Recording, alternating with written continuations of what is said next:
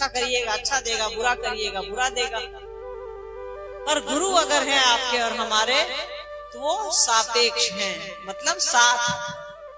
शिष्य के साथ गुरु होते हैं तो शिष्य की अच्छाई और शिष्य की बुराई दोनों गुरु से प्रभावित होती है। गुरु अच्छे हैं आप और अच्छा करेंगे, गुरु अगर खराब है तो विद्यार्थी डूब जाएगा। स्कूल अगर बढ़िया नहीं है तो अच्छा विद्यार्थी भी डाल दीजिएगा, वो बैठ जाएगा। और अगर गुरु सही मिल जाए तो कैसा भी भूसगोल विद्यार्थी ले आइएगा, वो क्लास का टॉपर बन जाएगा। तो गुरु पर ही सारा कुछ निर्भर है। इसीलिए महादेव को गुरु बनाने की बात साहब ने करी। उनको नहीं मालूम था, बस एक श्लोक के आधार पर उन्होंने शिव को अपना गुरु बना लिया। दादाजी एक श्लोक हमेशा माँ को, मतलब दादी को हम लोग माँ कहा करते थे, माँ को कहते थे दादी माँ को कि गुरु र ब्रह्मा गुरु र विष्णु गुरु र देवो महेश्वर गुरु साक्षात परब्रह्म तस्मै श्री गुरुवे नमः। हमेशा इनके साथ के घर में शिव की ही पूजा होती आई है। तो दादाजी दादी माँ से हमेशा कहते थे कि शिव को परमात्मा कहा गया है। इसी गणित के आधार पर साहब ने शिव को अपना गुरु बना लिया। उनको नहीं जानकारी थी, जबकि किताबों में ये लिखा था। बाद में साहब ने जब लोगों को बताना शुरू किया अपने श्मशान के साथियों को, तब उन्होंने बताया कि हाकिम हम तो जानते ही हैं फलना फलना किताब में लिखा हुआ है। तब साहब ने उस नजरिए से किताबों को पढ़ना शुरू किया।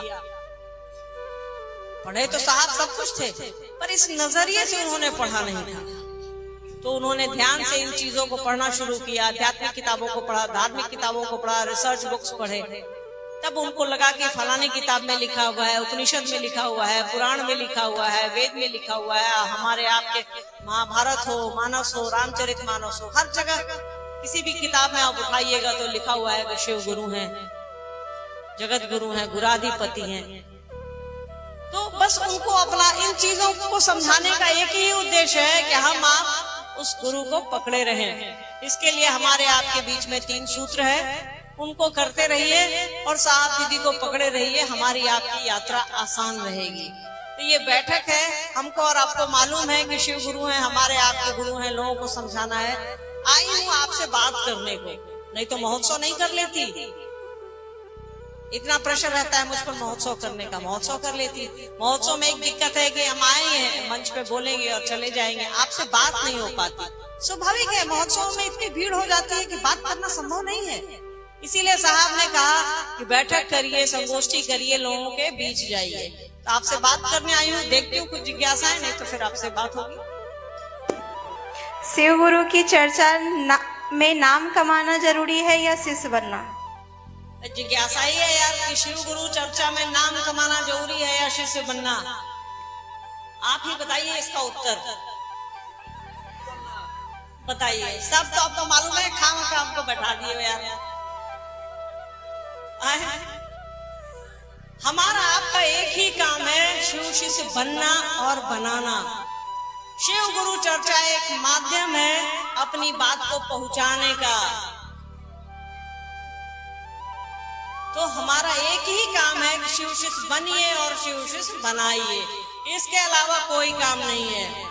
जगत में अपना जो भी काम करते हैं करिए, खेती करते हैं, हवाई जहाज चलाते हैं, ट्रेन चलाते हैं, बस चलाते हैं, घर चलाते हैं, द्वार चलाते हैं, दर्जी हैं, सिपाही हैं, मास्टर हैं, किसान हैं, खेत है, कुछ भी करते हैं, करते रहिए। जगत चलने का नाम है, जगत को जंगम कहते हैं, ये चलता रहता है। पर इसके साथ साथ अपने गुरु के सानिध्य में रहिए, साहब दीदी के सानिध्य में रहिए, शिव शिष्य बनिए और बनाइए। शिव चर्चा शिव शिष्य बनाने की विधा है। शिव चर्चा हमको और आपको एक होने की विधा है। शिव चर्चा किसी को बांटती नहीं है। जब शिव चर्चा नहीं बांटती है तो शिव शिष्य का तो बहुत ऊपर की चीज है भाई। एक सहारा है शिव चर्चा हमारे आपके लिए, जिससे हमारा आपका मन शिव की ओर चले। तो शिव चर्चा जब भी होगी तो शिव शिष्य बनने और बनाने के लिए होगी, बाकी इसका कोई उद्देश्य नहीं है। जगत है ये अपने आप चलता है, इसकी चिंता मत करिए। चिंता करिए अपनी और अपने गुरु के काम की। बोलिए।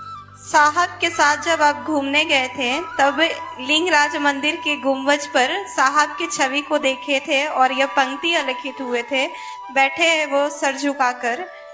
इस घटनाओं को सभा में एवं कहने का भाव स्पष्ट करें। देखिए, ये बहुत पहले की बात है, 2013 की बात है। हम लोग तो सिंगापुर से आए ही थे, पहले बाहर रहते थे हम लोग। तो साहब ने कहा फोन पर, मैं पटना रहती हूँ, तो साहब ने रांची से, उस समय साहब कठल मोड़ में रहते थे, कठल मोड़, हाँ कठल मोड़ थे। तो साहब ने कहा कि पूरी घूमिएगा, हमने कहा कि जी घूम लेंगे, चला जाए।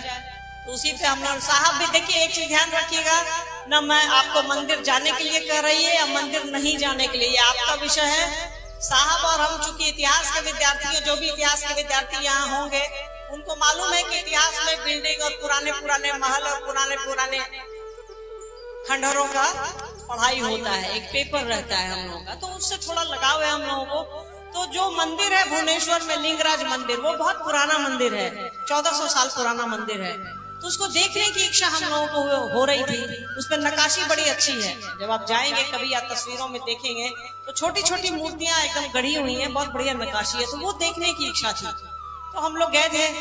तो साहब तो बाहर रुक गए, अंदर भाभी, मैं, मोनूबाबू, हरिका, बच्चे लोग थे, सब लोग अंदर गए। फिर हुआ कि भाभी बोली कि चलो अंदर, वो जहाँ शिवलिंग रहता है उसको गर्भगृह कहते हैं ना, तो हमने कहा कि आप जाइए, मुझे नहीं जाना।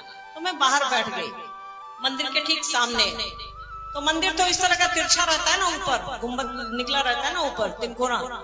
तो उसके सामने ऐसे ही देख रही थी, बहुत ऊंचा मंदिर है वो, इंडिया का सबसे ऊंचा मंदिर है वो। तो ऐसे सर ऐसे करके देख रही थी, तो हम मन में यही चल रहा था कि यही है लिंगराज मंदिर मन में। तब तक साहब की छवि, वहां चेहरा उभरता है और कुछ नहीं, सिर्फ चेहरा उनका उभरता है और वो कहते हैं मैं ही तो हूँ यहाँ। तब मेरे दिमाग में लगा कि पापा तो बाहर हैं, यहाँ मतलब तुरंत तुरंत दिमाग में चल रहा था। तो बाहर निकले, तब तक मेरी बेटी की तबीयत खराब हो गई। तो फिर साहब रांची आ गए, मैं पटने आ गई। फिर 5-6 अप्रैल 2013 को एक संगोष्ठी थी अग्रसेन भवन में, वहां हम लोग भी गए, साहब ने बुलाया था, हम लोग जाते रहते थे बराबर। तो उस संगोष्ठी में हमने साहब को ये बताया, तो साहब ने कहा कि बाबू सब, हमने कहा उनको कि क्या खेला करते रहते आप, थोड़ा साहब से ज्यादा लगे रहते थे, बेटियां थोड़ा लगी रहती है ज्यादा। तो हमने कहा कि आप क्या खेला करते रहते हैं, तो उन्होंने कहा कि बाबू सब अब ये समझ जाइएगा। तब संगोष्ठी में हमें भी एक विषय मिला था कुछ बोलने का, शायद भारतीय संस्कृति में शिव या वेद उपनिषद में कुछ इसी तरह का एक विषय था। तो उसको हमने फिर उस पर चर्चा करनी थी, चर्चा करी, और हमने साहब के बारे में, एक बहुत फेमस कवि हैं, शायर हैं, फराज अहमद फराज, उनकी एक बहुत फेमस लाइन है कि हमें ही ना हो सका उसके कद का अंदाजा, हमें ही हो ना सका उसके कद का अंदाजा, वो आसमां है और सर झुकाए बैठा है। यही है। देखिए साहब दीदी क्या है, ये समझने की जरूरत है। उन्होंने हमको और आपको क्या नहीं दिया, लाखों लोगों की जान उन्होंने वापस करी है, उन्होंने कितने अनगिनत लोगों को उन्होंने संतान दी है, बेटा बेटी दिया है, धन समृद्धि दी है। सबसे बड़ी बात, उन्होंने हमको और आपको शिव दे दिया है, इससे बड़ा कुछ भी नहीं हो सकता है।